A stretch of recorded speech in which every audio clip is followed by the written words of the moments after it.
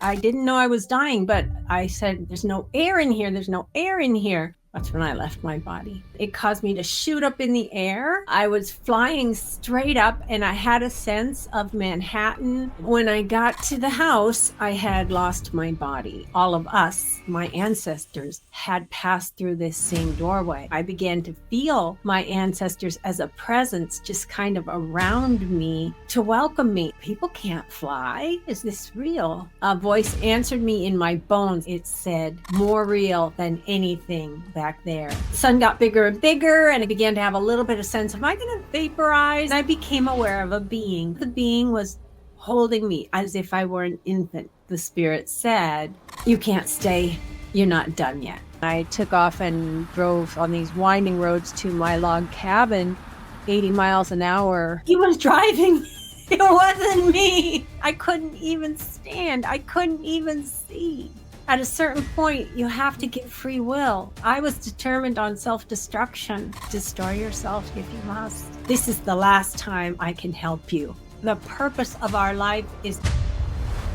We're in high school. I missed a lot of the dances. I asked someone to take me to the prom because I was perceived as a geek, an academic, high GPA and lousy conversation. And so in college, I had a boyfriend, but then he moved away. He was out of state. So while, long story, he was kind of doing the same thing.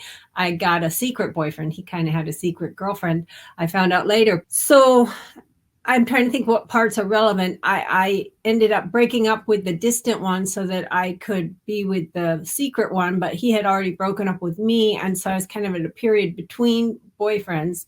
I was planning to get back the secret one, get him back. I mean, I had no doubt that I could. His best friend was a coke dealer from college. And so I just asked him if he wanted to come out to New York City and we could go to a club together. And we were going to my favorite club, which was the Peppermint Lounge. And really, you know, what we just planned, I think, to do a whole lot of cocaine and dance and have fun. That was the whole plan for the evening. I didn't really plan to get with him in any way because he was the best friend of my secret boyfriend.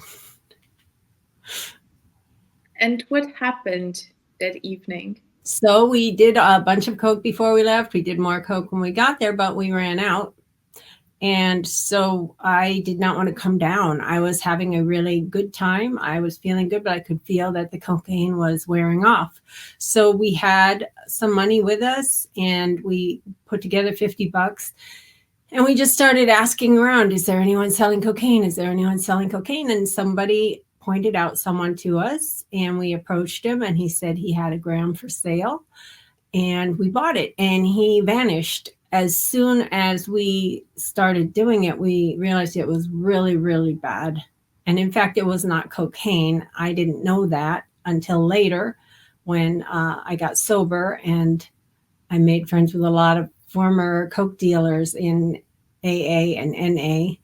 And they told me they used to cut cocaine with lidocaine because it was cheaper.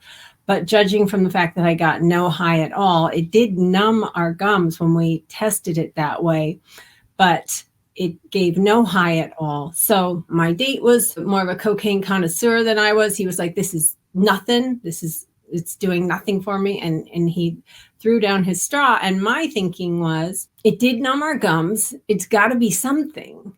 And if I do the whole pile, maybe I'll get a little bit high.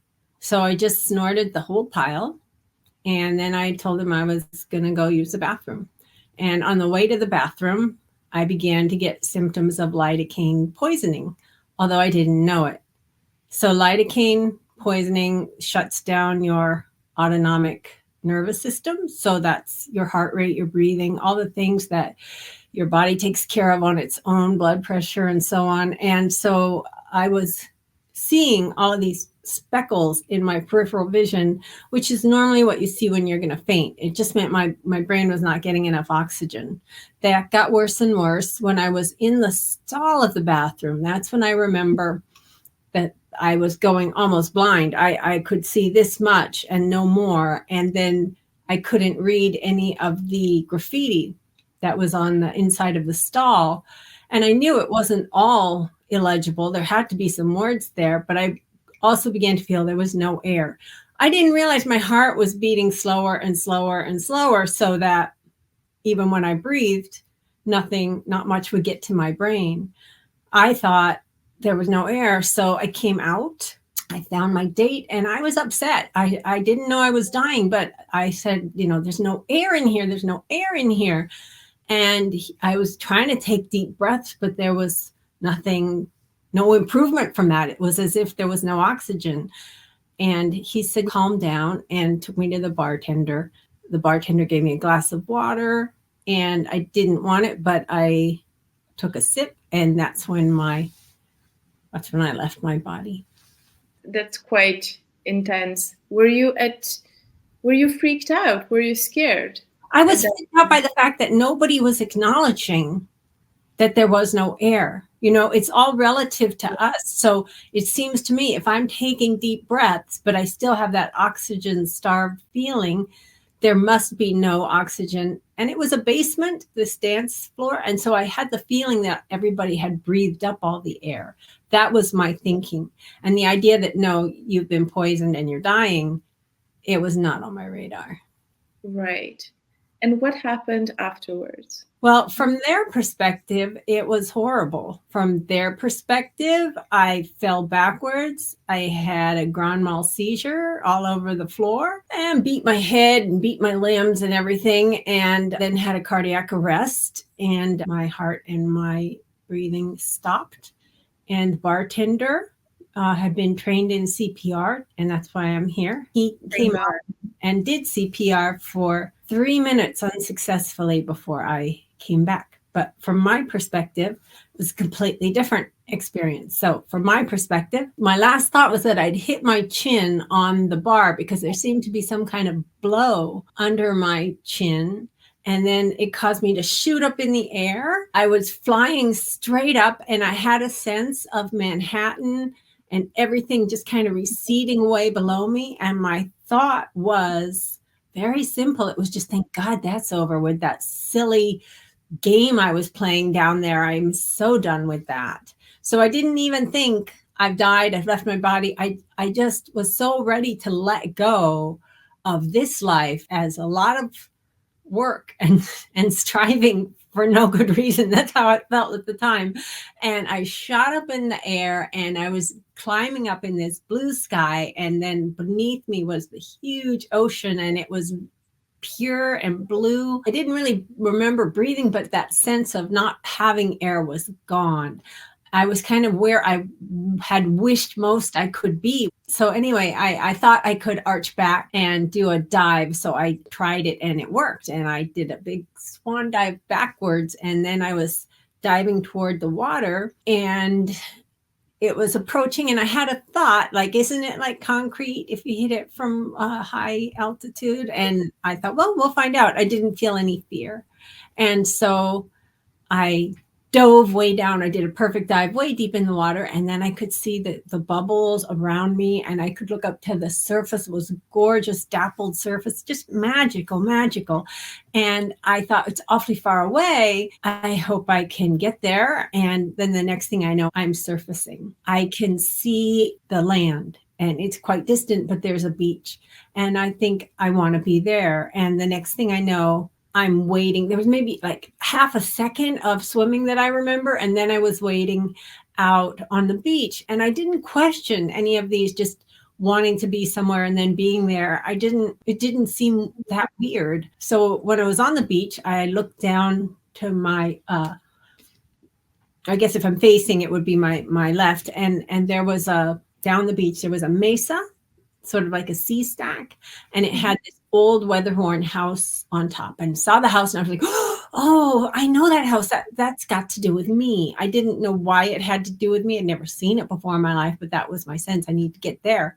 So instead of getting to the house, I got to the base of the sea stack, and to my dismay, it was covered with this gross, putrid, green, slimy stuff that I thought, what is this? And I thought, is it rotten seaweed? And I just had a feeling it was so gross. Later, I would learn from hearing other NDEs that this is my toxicity. This is all my defenses and ego and things that I have created to cope.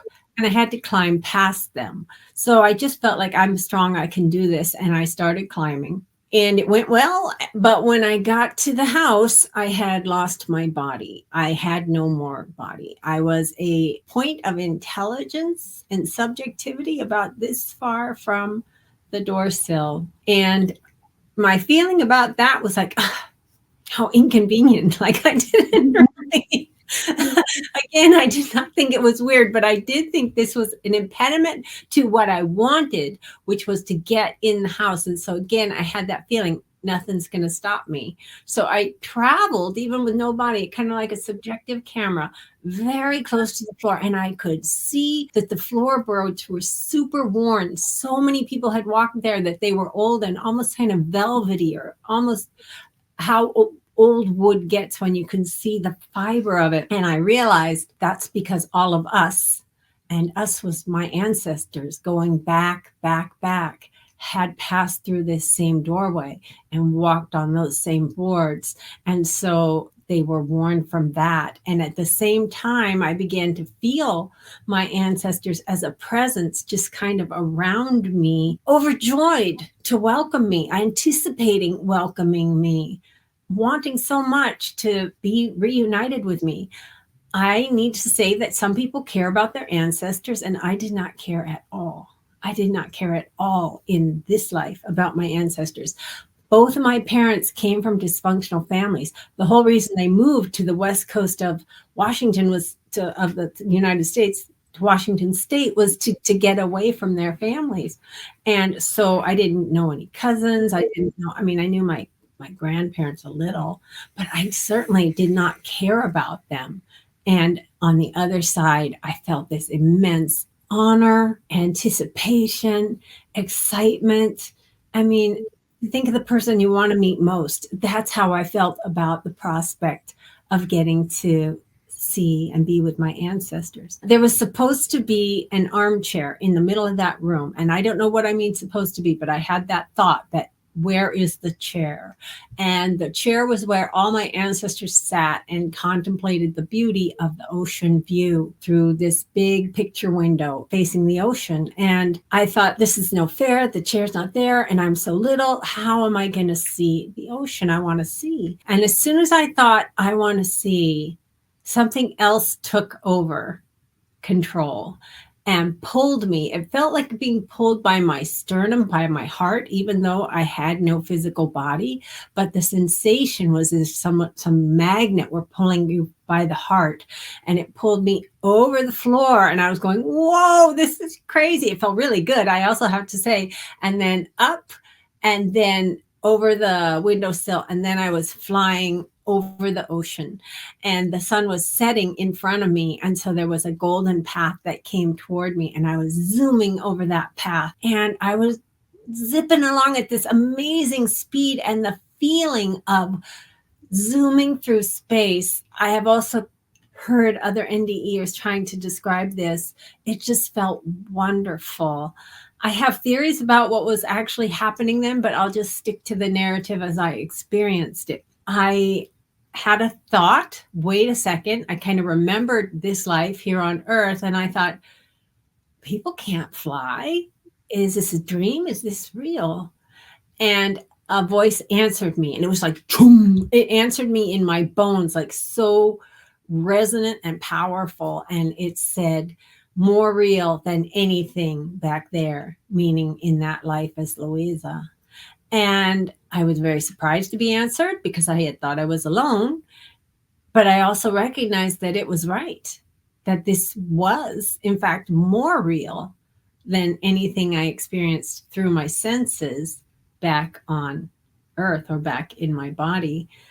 So the sun got bigger and bigger. And again, I began to have a little bit of sense of like, am I going to vaporize? Am I going to burn up? Because I can see the corona moving on that sun, and I know it's going to burn me up. And I didn't feel fear though.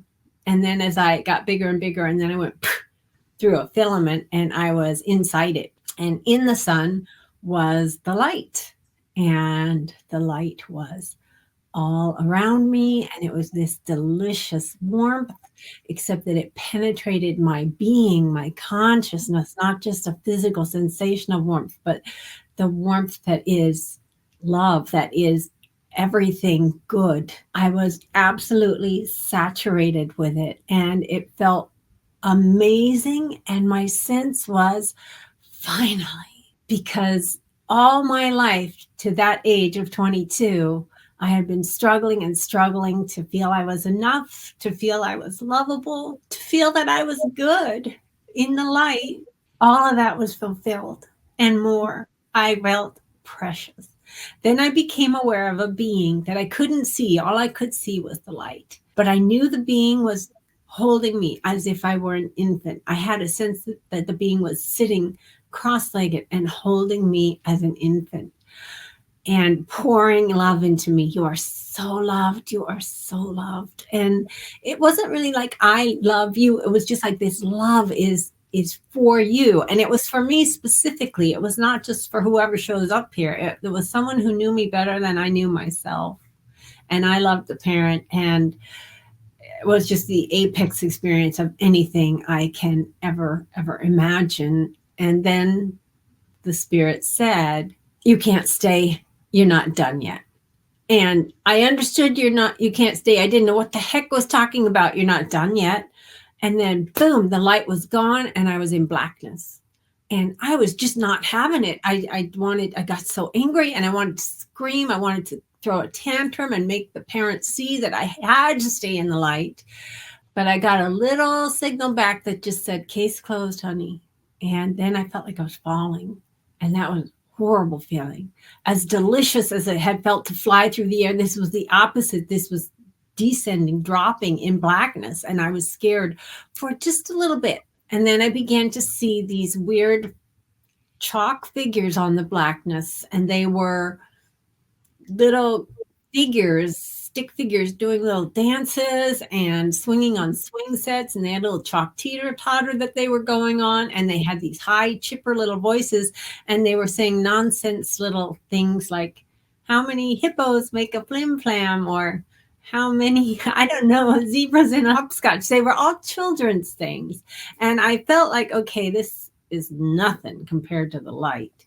But I feel like the parent gave me this to keep me entertained until I can go back, because I know I'm going back. I kind of decided to hang out like when you watch cartoons when you're a kid, and I was just going to hang out there. But then one of the stick figures got closer, and his head kind of filled in like a dinner plate and took up a lot of my vision. So I was trying to see around him, and he was not having fun. He was saying, how many fingers? What is your name? And then I remembered this life, and I was absolutely devastated to realize I was back in the meat puppet. And that was how I thought of it. I just felt like I can't do this again. This is just so primitive. I just have I can't go back to that after having been where I've been. But I did answer him, and I was lying on the ground, and I was in a pool of sweat, and he was the bartender. So that brings us full circle. So then you're coming back to your body, and there's a few things I want to pause and talk about. First of all, I have no words. It's so impressive, everything you felt, everything you've went through. Just absolutely amazing. You've mentioned while you were telling the story that you do have theories for how you would explain what happened and what that signified. What was the significance of what happened and of that journey? Well, this is just based on, I've conducted a lot of interviews with other NDEers, and I've gone to hear a lot of us speak. The initial blow is that it's often kind of a surprising experience to leave the body or to re-enter the body. So I think I was going through the elements. I went through air, water, earth, wood, fire played prominent roles until I got finally to the sun. And why it felt so good zooming across then was he was bringing me to a higher vibration. I don't really know what that means, except that there are base vibrations of evil, cruelty, darkness, and there are higher vibrations of love and compassion and connection. And that's where he was. I call him he now. The voice that was with me, the one who answered me, more real, and the one who was with me in the sun, he was bringing me to that higher vibration. And then the bartender created a means for me to get back in my body. And so it was decided. And I feel like in my view of the universe, God, my angel, and I are in a kind of lineage. And the decision was made, send her back. And so I was sent back. The anger that I felt was, I believe we are each of us individuated by a kind of aura or film or membrane of anger and fear that makes it so that we're not picking up spirit energies constantly. They're rebuffed. This is what makes us an individual cell, just like you need a hydrophobic membrane to make a physical cell in the body, because otherwise it would just all be awash in the water of the body. And my energy is enclosed by this sheath of anger and fear. And so when I dropped in the darkness, that was lowering my vibration, which feels terrible and is what it feels like to go to hell. But I was just going back to this plane, entering my body. I don't have any memory of entering my body other than that anger. And I may have already been kind of in my body at the time that I was seeing the stick figures. I don't know. How can people connect with you and with your work? Well, we'll put it on the podcast page, right? But both the books are on Amazon. The addiction memoir is under the name Louisa P, because I'm not supposed to have a last name if it's about recovery. So that's by Louisa P. And the Die Hard Atheist, which is the one I would say to start with, is by Louisa Peck. It's on Amazon. That's the only place you can get it right now, is on Amazon. And then I have a blog that is one word, spiritualevolution.net. And that's where I post. I don't post as often as I used to, but I try to post at least once a month. And there's years and years and years of blogs in there, so people can find that as well. Beautiful. And I would definitely recommend the latest blog post that you've written. I've definitely taken some notes from that one. I'm glad. Perfect. Thank you so much, Louisa, for being here today. Thank you.